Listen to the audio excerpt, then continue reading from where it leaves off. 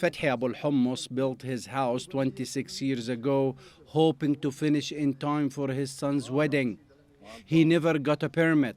Since then, he's accumulated nearly $100,000 in fines and violations. His story is not unusual here. The occupation creates obstacles to stop us from getting permits. People remain restricted, and since 2000, getting a permit has become nearly impossible.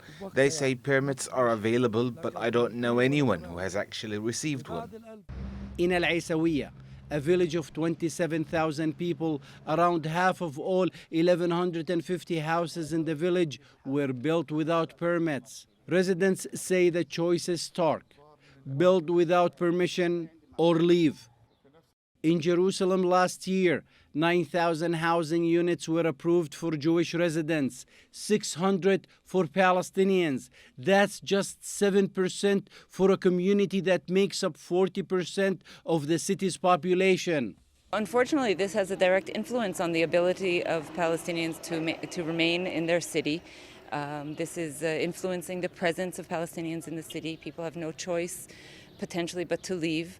And this is amounting to ethnic cleansing at this point, because we're seeing also a rise in actual demolitions. In occupied East Jerusalem, only 13% of land is zoned for Palestinian construction. 35% is allocated to Israeli settlements. That's not the only problem facing Palestinians. In 2024 alone, 214 structures were demolished in occupied East Jerusalem. More than 100,000 Palestinians are now at risk of displacement. The roots of this policy, according to experts, go back decades.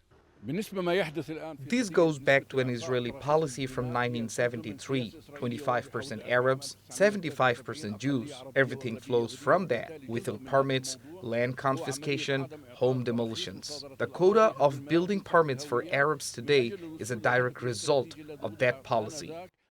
This is the reality in many Palestinian neighborhoods in occupied East Jerusalem. Residents say while families are growing, space to accommodate them is shrinking.